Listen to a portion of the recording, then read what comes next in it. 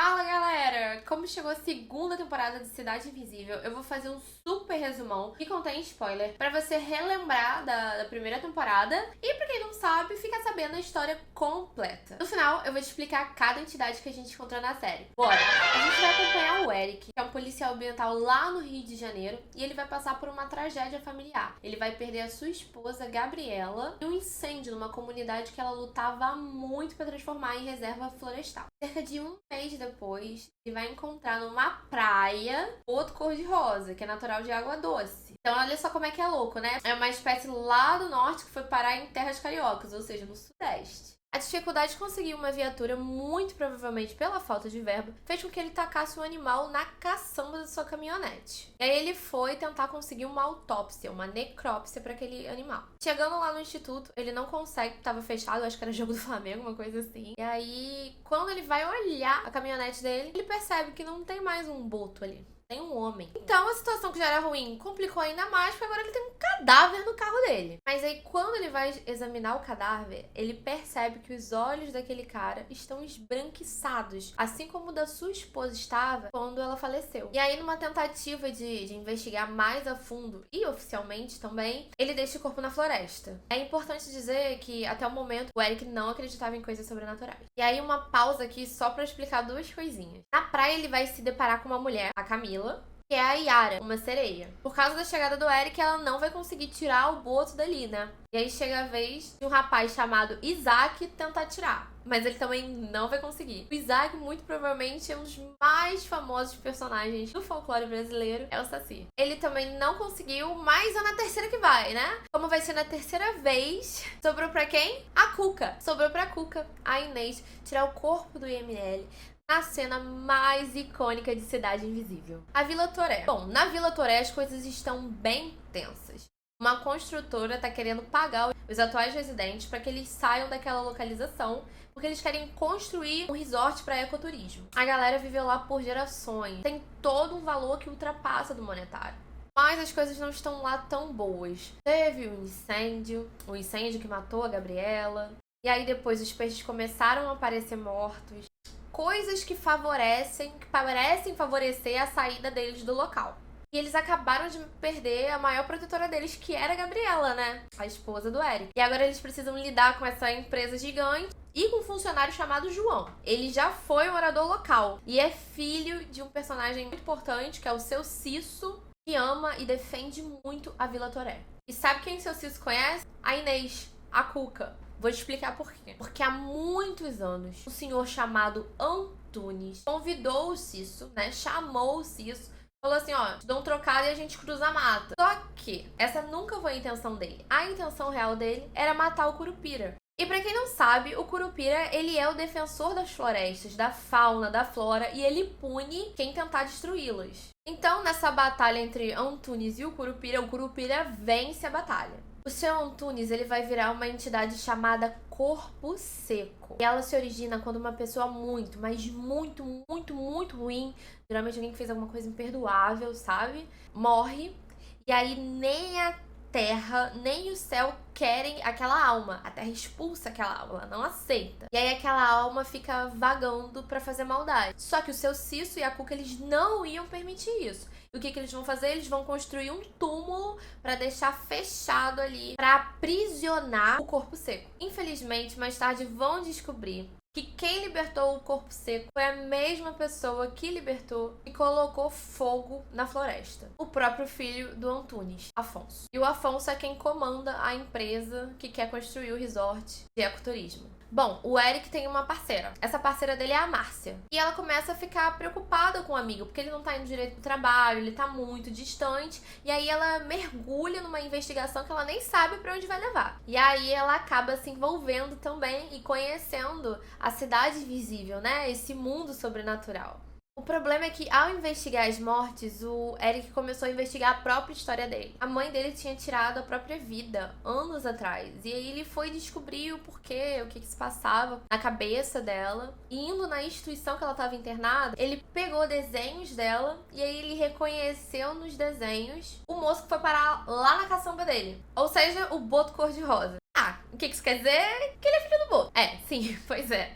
Ele é 50% entidade. A Luna, filha do Eric, ela vai começar a se portar de forma estranha. E a bisavó vai ficar muito preocupada. Porque esse agora é o núcleo familiar deles, né? A avó do Eric, que é a bisa da Luna, o Eric e a Luna. Eles que estão morando juntos agora. Ela veio pra ajudar depois que a Gabriela faleceu. E aí, né, a avó tava preocupada com a bisneta e contrariou o neto, contrariou o Eric e chamou um benzedeiro pra ir na casa deles, igual ela tinha feito com o Eric quando ele era menor. Só que ele não consegue benzê-la, e aí nesse momento a gente entende por que ele não consegue benzê-la. É porque ela tá brigando o corpo seco. Por ser uma alma, para precisar agir, o corpo seco vai precisar de um hospedeiro. Ele vai precisar de alguém. Mas nisso, o Eric já tá tão preocupado, né? Ele tava achando que era ele pede ajuda ao seu Cisso. Ele vai pedir ajuda ao seu Cisso. Eles vão fazer o ritual e aí o Eric vai relembrar de tudo da noite. Que o Boto faleceu, né? O Manaus. O nome do Boto é Manaus. Ele vai relembrar de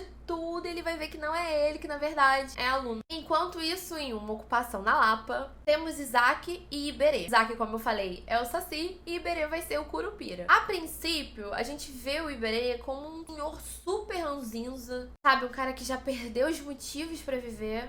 E o Isaac super cuida dele, sabe? Enche o saco, dá comida quando precisa. Tem muito carinho envolvido ali. Infelizmente, o Iberê não acredita quando o Isaac conta que o corpo seco foi libertado. E isso leva a cena que, na minha opinião, foi a mais triste da série. A morte do Isaac. Isso porque tava todo mundo tentando fazer com que o Curupira retornasse às matas. Pra ele poder proteger, é claro. Mas ele andava tão amargurado, sabe? Que ele simplesmente não queria. E aí o corpo seco, com sede de vingança, foi atrás dele na cidade. E aí nessa tentativa de tentar proteger o amigo, né? Eu acho que ele o via mesmo como um pai. Ele lança seu rodamoinho pra protegê-lo, só que aí ele acaba falecendo. Cara, é de cortar o coração. Porque quando o Iberê abraça o Isaac, ele chora. É tanta coisa ali envolvida. Não é só o sentimento da perda, né? É aquele amor que ele tinha pelo menino. É a dor de não ter aproveitado o tempo junto. É a culpa por não ter acreditado nele. E aí,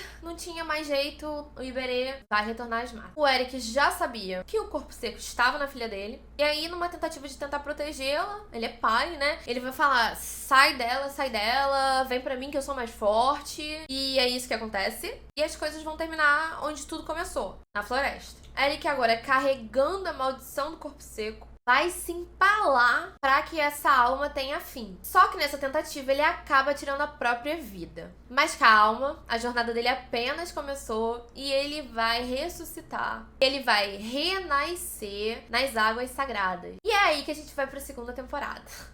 Agora eu vou explicar uma teoria minha. Por quê? A Gabriela, ela não faleceu vítima do incêndio. Foi o corpo seco quem a matou, infelizmente no corpo da filha. Espero que essa criança não lembre de nada, que senão ela vai ser traumatizada pro resto da vida. Aparentemente, o corpo seco, ele só mata entidades. Na primeira temporada, todo mundo que era humano e assim, cruzava o caminho dele, meio que pra atrapalhar, alguma coisa assim, ele só dava um chega pra lá e tava tudo certo. Ele não acabava com a vida de ninguém. E esse é um dos fatores que me leva a crer que a Gabriela era uma entidade. Sim. Não sei se vocês lembram do conto da Vitória Régia, de uma moça indígena que se apaixonou pela divindade da lua. Só que aí na adaptação da série, a Gabriela é a mãe da Luna.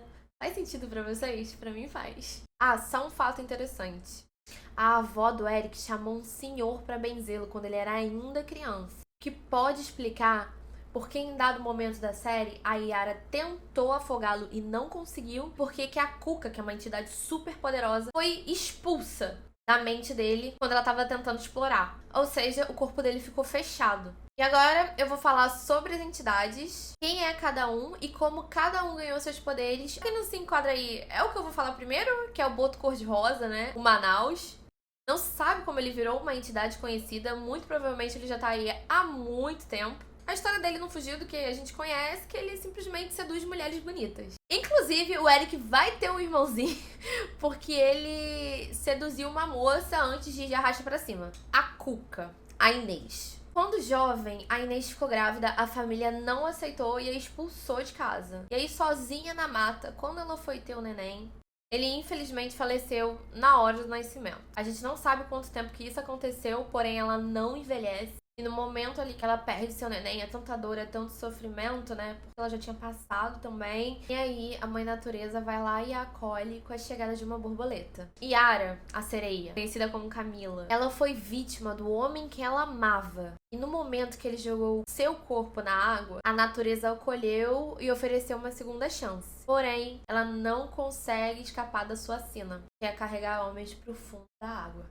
Curupira, o Iberê. Bom, muito provavelmente ele é o mais recente. Isso porque ele conheceu o seu Antunes, ainda vivo, né? Antes da maldição. E pela ganância do Antunes, ele perdeu toda a família dele que habitava naquela área. Por isso que ele saiu de lá também. E ele, assim, é um personagem que já sofreu muito.